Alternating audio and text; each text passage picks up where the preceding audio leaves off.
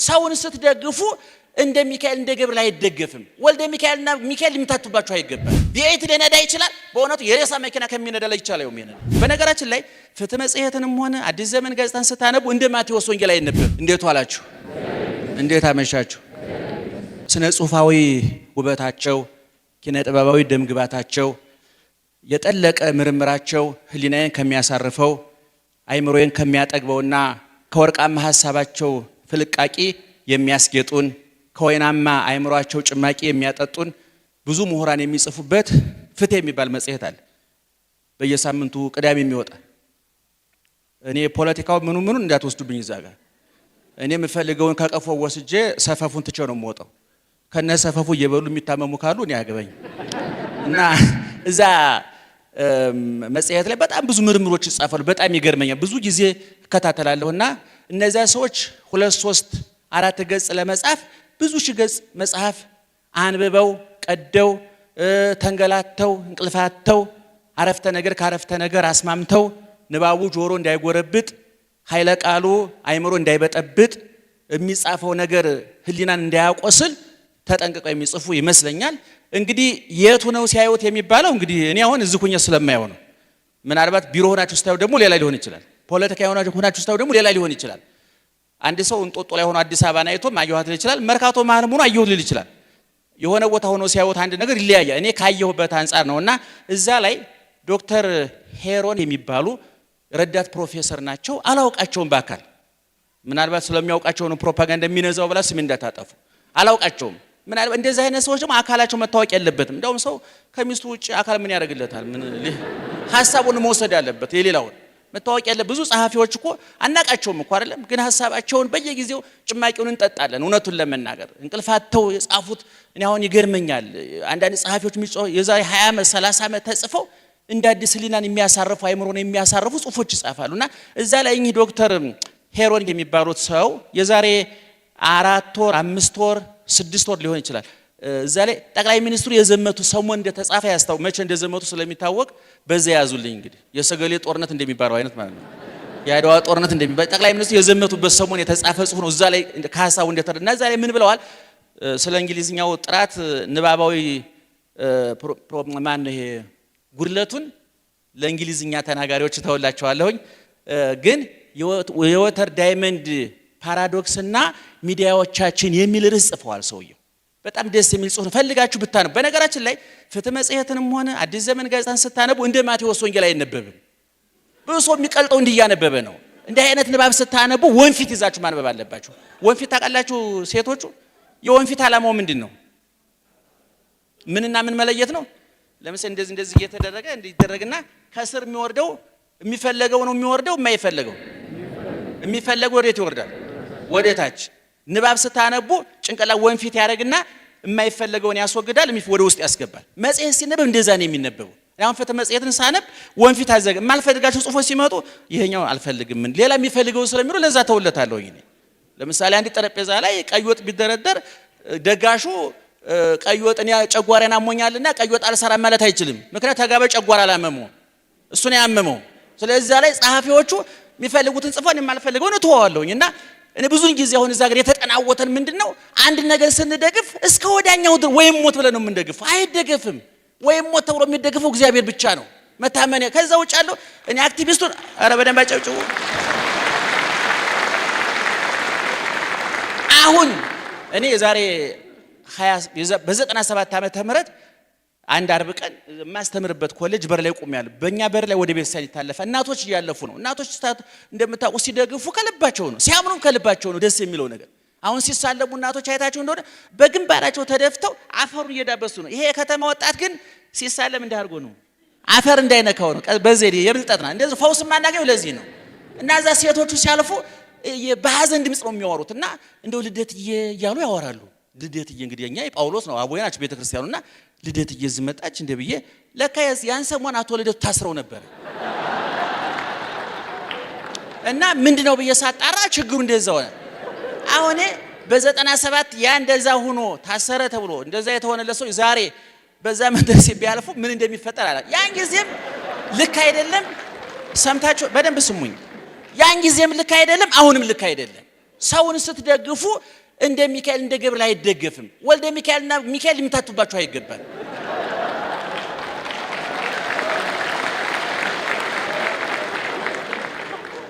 እኔ ልቤን ብርግድ አድርጌ የምከፍተው ለድንግል ማርያም እንጂ ለገብረ ማርያም አይደለም። ለገብረ ማርያም ገርበብ ነው ማረግለት። ምን በወጣኝ ከነምናምኑ ልቤ ውስጥ እንዲገባ አልፈቅድለትም። ስለዚህ አንድን መጽሐፍ ስታነቡ የፖለቲካ ሊሆን ይችላል፣ የታሪክ ሊሆን ይችላል። አንዳንድ ወጣት እኮ አንድ ሰሞን ትዝ ይላችኋል። ከዚህ በፊት ሌላ ሚዲያ ላይ አንስቼዋለሁ። ክብር 15 ደቂቃ ሞላን። 15 ደቂቃ ነው ያለች። በጣም የተንዛዛ ሰዓት ነው ለነገር 15 ደቂቃ እና አንድ ሰሞን ትዝ ይላችሁ የኦሾ መጽሐፍ ትዝ ይላችኋል። አንድ ሰሞን ወጣቱ ሁሉ እሱን እያነበበ ጺሙን እያንጀረገገ ልብሱን እያጎሰቆለ እየቆሸሸ እየሸተተ እየከረፋ መሄድ ጀምሮ ነበር። ይገርማችኋል። አሁን ኦሾን ለማንበብ እኔ ዝም ብድግ ብሎ ኦሾን የሚያነበው ምን እንደሚመስል ታውቃለህ? ጧት ማለዳ ተነስቶ ደረቅ ጠጅ በባዶ የሚጠጣ ሰው ይመስለኛል። ሳይ መጠጣት ኃጢአት ነው በጥቅሉ፣ ግን ቢያንስ ግን ኃጢአትነት እንኳን ቢቀር በሽታ እንዳያመጣ በልቶ መጠጣት አለበት አይደለ? ስለዚህ ብድግ ብሎ ኦሾ አይነበብም። ወደ ኦሾ ለመድረሻ መጎዝጎዝ አለበት አንድ ሰው። ስለዚህ እኔ መጽሔት ስታነቡ፣ አክቲቪስትም ስትደግፉ፣ ምንም ስትደግፉ ብርግድ አድርጋችሁ ልባችሁን አትክፈቱ። እኔ አልከፍትም። ምን በወጣኝ ብዬ ነው የምከፍተው? ገርበብ አድርጌ ነው የምከፍተው። ሲወጣ ይወጣል፣ መልሼ እዘጋለሁ። ሌላ እውነቴን ነው የምላችሁ።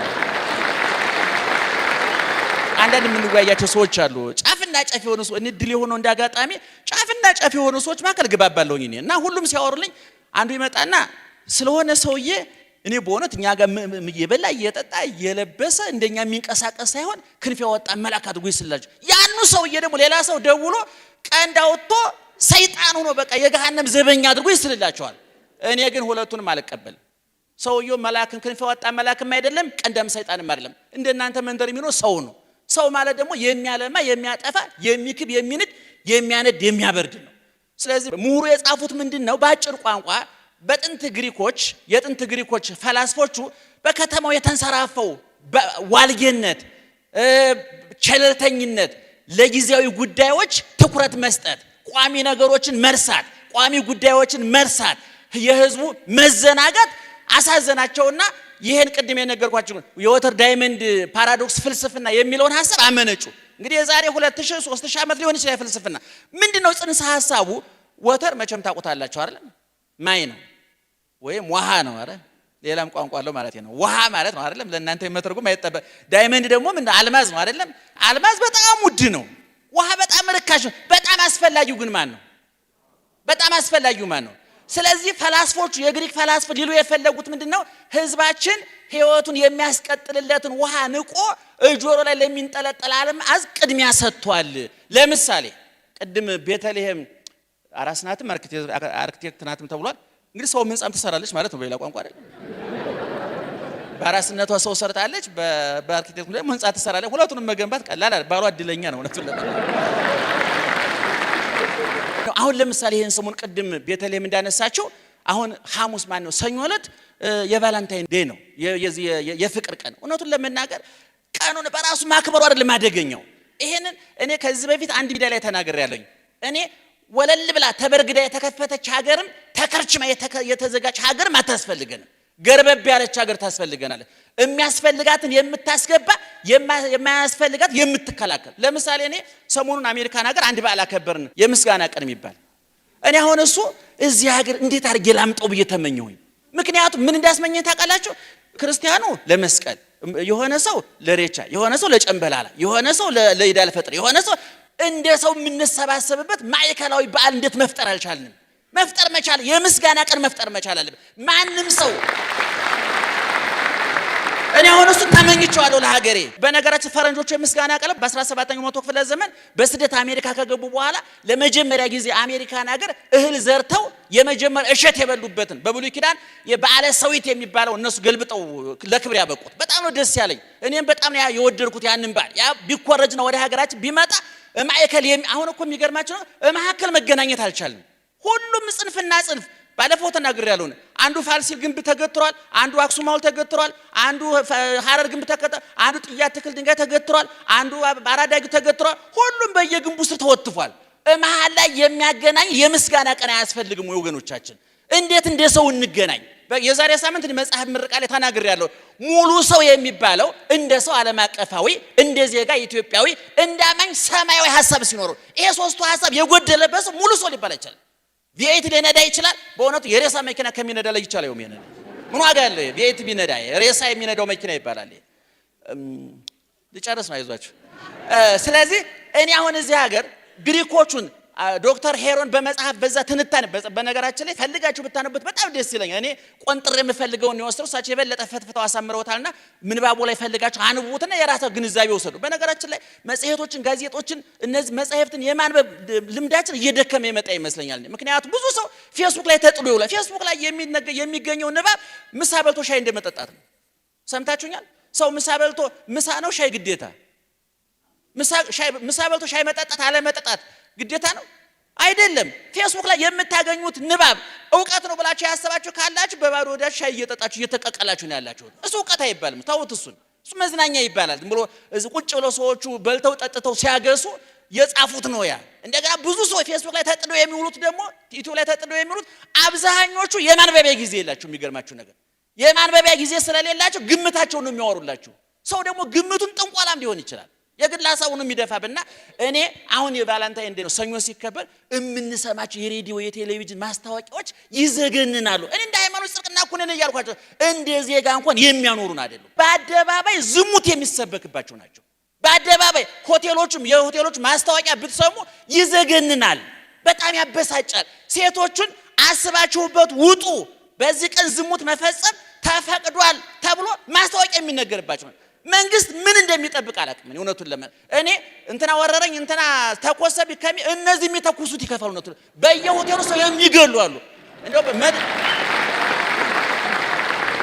እኔ ከባድ መሳሪያ ከሚተኩሱብን ይልቅ እነዚህ በቀይ ልብስ ሻማ እያበሩ የሚተኩሱብን መጥፎ ሰዎች አሉ። ገንዘብ እስካገኙ ድረስ ማንም ምንም ቢሆን ጉዳይ የሌላቸው በእውነት ሆዳቸው እስከሞላ ድረስ ጭንቅላታቸው የማያሳስባቸው ኪሳቸው እስከሞላ የነፍሳቸው ጉዳይ የማያሳስባቸው ሰዎች አሉና እኔ ቅደም ተከተሉ አይምታታብን። በጊዜያዊ ጉዳዮች መሰረታዊ ጉዳዮቻችን አንርሳ። ለምሳሌ የዛሬ 3-4 ዓመት እኔ አንድ ውይይት አድርገን ነበር ለ5-6 ሰዎች ነው። አዲስ አበባ ላይ እንደምታውቁት ግማሹ አዲስ አበባ ነው ስሟ ይላል፣ ግማሹም ፊንፊኔ ነው ይላል። እንዴ በጣም ቀላል እኮ ነው። አዲስ አበባ ፊንፊኔን ብትላት አዲስ አበባን ብትላት ከለትራት እየጎሰቆለች ሄደች ከተማ ናት። ምንም ብትላት አንተ ለንደን መሆን አትችልም። ምንም ቶኪዮ መሆናቸው። እነዛ ከተሞች ዓለምን የገዙት በስማቸው አይደለም፣ በስልጣኔያቸው ነው፣ በምቹነታቸው ነው፣ በመስተካከላቸው ነው። እና እኔ ምን ብዬ አሰብኩኝ እዛ አንድ ሐሳብ አቅርቤ ነበርና አዲስ አበባ ግማሹ አዲስ አበባ ግማሹ ፊንፊኔ እያለ ካስቸገረ ለምን በአንድ ሐሳብ አንስማማም? በሸገር ሁለቱም ይስማማሉ። የሚገርማቸው አሁን ያጠናሁት አዲስ ነገር። ስለዚህ እኔ ከአዲስ አበባ ከፊንፊኔ ፊን ወስደን አፊ ሸገር ብንላትስ? የዛሬ 2 ወር ቴክሳስ አንድ ወዳጅ ምን አለኝ፣ እንደውኛ ጭቅጭቅ ለምን የበዛ ይመስላል? የሪሶርስ እጥረት ነው አለ ሰውዬው። ሌላ ምንም ሪሶርስ በቃ ዳቦ የለም፣ የሚበላ የለም፣ ግማሹ የሚቅምበት አጥቷል፣ የሚጠጣበት አጥቷል። ስለዚህ ጫት ቢያጣ የሚያመነጅከው ስም አያጣም፣ መጠጥ ቢያጣ የሚጠጣው ደም አያጣም። ስለዚህ በጊዜ መጠጥ ያጣ ሰው ደም ይጠጣል። ጫት ካላቀረብክለት ሱሰኛ ሰው ማኘክ ይጀምራል። ስለዚህ እኔ ባካችሁ እስኪ እንደው አልማዙን ተወታ አድርገን ስለ ውሃው እናስብ እስቲ። ኢየሱስ ክርስቶስ በወንጌል ላይ ይገርማቸዋል ምሳሌ አድርጎ የተናገረው እኔ ውሃ ነኝ፣ እኔ ሕይወት እንጀራ ነኝ፣ እኔ እረኛ ነኝ፣ እኔ መንገድ ነኝ፣ እኔ ሕይወት ነኝ፣ እኔ ነው የሚለው እንጂ እኔ ንጉሥ ነኝ፣ እኔ አንበሳ ነኝ፣ እኔ ነብር ነኝ፣ እኔ አልማዝ ነኝ፣ እኔ ወተት ነኝ አላለም። ወተት ቢሆንማ ድሆቹ የት ያገኙት ነበረ? ድሆቹ የሚያገኙት ውሃ ነኝ ነው ያለው ክርስቶስ። ስለዚህ መሰረታዊ በሆኑ ጉዳዮች ላይ እንስማማ። እኔ በዚህ 10-15 ዓመት ውስጥ ካነበብኳቸው መጽሐፍት የተረዳሁትን ነገር ምን መሰላችሁ?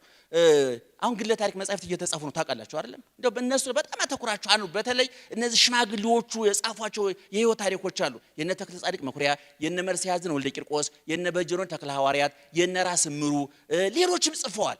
እነዚህ በፖለቲከኞች የጻፉትን ተውት። እሱ ለጠቅላላ እውቀትም እንኳን የሚጠቅም አይመስለኝም። እየሸመጠጡ የጻፉት እሱን ተውት።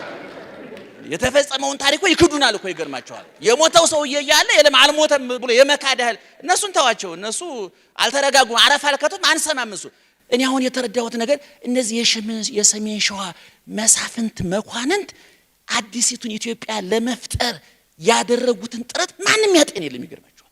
እኔ አሁን ነው የገባኝ። እነዚህ ሰዎች እኮ ይሄን ነገር ለመስራት በጦር ይሆንም በጦር ያቃታቸው ምን ያደርጋሉ? ልጆቻቸውን ያጋባሉ። ለጎንደሩ ይድሩለታል፣ ለትግራዩ ይድሩለታል። ለምሳሌ ንግስት ዘውዲቱ እኮ ለትግራዩ መስፍን ተድረው ነበረ። ዘነበ ወርቅ የሚባል ሐኪም ቤት ታውቃላችሁ አይደል? እሳቸው እኮ ለትግራዩ መስፍን ተድረው በወሊድ ምክንያት ሞተው ነው ሆስፒታል የተሰየመላቸው። እኔ አሁን ከዚህ ቤትም ተናግሬ ነበር። እንደው ምን አለ እንደው ፖለቲከኞች በሌላ እንኳን ባይረዱ ልጆቻቸውን በማጋባት እርቅ ቢያመጡ ግን ይጋባሉ ወይ ነው መጀመሪያ ይጋባሉ ወይ እሱ ጥያቄ ነው። እና እነዛ ሰዎች ውሃውና አልማዙ እነዛ መሳፍንት መኳንንት ዛሬ ስማቸውን የምናጠፋቸው በዝባጆች አውዳሚዎች ይያል ስማቸውን የምናጠፋቸው ሰዎች በበቅሎ ተጉዘው የኢትዮጵያ ግዛት እስከ ኦጋዴን ነው እስከ መረብ ነው እስከ ዳር በበቅሎ ተጉዘው እኮ ነው ይገርም። በፈረስ ተጉዘው ከመሃል ሸዋ ተነስተው አዋደው አስማምተው ኢትዮጵያ የምትባል በነገራችን ላይ ያደዋ ድል ራሱ በዋናነት የነዚህ መሳፍንትና መኳንንት ውጤት ነው። እኛ መቀኙ እኔ ሰሜን ሸዋ ተወላጅ አይደለሁም እንዳትበሳጩ አደራችሁ። ማርያምን አይደለሁም እኔ ሌላ ክፍለ ሀገር ነው ሀገሬ። እኔ ግን አሁን የገባኝ ነው እነዚህ ሰዎች አልማዙና ውሃው ያልተምታታባቸው ናቸው። ኢትዮጵያ አልማዝ አይደለችም ውሃ ናት። ጠጥተን የምንረካባት ናት። አልማዝ አልፎ አልፎ የሚጌጥበት ነው። እና ምስራቅና ክብሬ አመሰግናለሁ። ዛሬ የመጣሁት እውነቱን ለመናገር ላለፉት አመትና 2 አመት ምስራቅን በያገኘውበት ይቅርታ መጠየቁ ሰለችኝ እና ሰብሰብ አድርግ ዛሬ ይቅርታ ልጠይቅ ብዬ መጣሁትና ብዙ ጊዜ እየጠራችኝ አልተመቸኝም ነበረ። ደግሞ ብዙ ማውራቱም ውጤት እያመጣ ስላልሆነ እስኪ ዝም ብለን ሞክረው ደግሞ ብዬ ነው። በሌላ በኩል ደግሞ እዚህ መድረክ ላይ የምንናገራቸውን ነገሮች መቶ አትወሰዷቸው። የማትፈልጉትን አንቀራችሁ ትፉት። በቃ እኔ ማቴዎስ ወንጌል አልነገርኩም፣ ዮሐንስ ወንጌል ሐሳቤን ነው የነገርኩ። የኔ ሐሳብ ደግሞ ልትጥለው ትችላለህ። ምን ችግር አለ? አንተ የሐሳብ መጫኛ ካሴት አይደለም። ተፋው ጣለው። አሁን አንዳንድ ሰዎች በተነፈስ ነው። በቀደም የዛሬ ሳምንት አንድ ንግግር አድርጌ አንድ ወዳጅ ምን ብሎ ቴክስት ላከልኝ። አረፈ ወንጌል አይሰብኩም ወይ አለኝ። ምን ብዬ ነው አልኩት። ስለ እርቅ ተናግሬ ነበርና እንዴ ታዲያ ወንጌል እኮ እርቅ ነው። እኔ እንግዲህ መደመርም ሆነ አብዮታዊ ዲሞክራሲ አልሰበኩም። እኔ ታረቁ ነው ያልኩት፣ ተግባቡ ነው ያልኩት፣ ተስማሙ ነው ያልኩት። አባቶች የሚያደርጉትን ያውቁምና ይቅር በላቸው ብዬ ነው የሰበኩት። ምን ኃጢአት የተናገርኩት? ይሄ አንተ ዘንድ ደርሶ የከነካ ጥሩ ተናግሬ ያለው ማለት ነው። እኔ ኳሱን ወደ ሜዳ ጥላለሁኝ 22ቱ ይራኮቱበት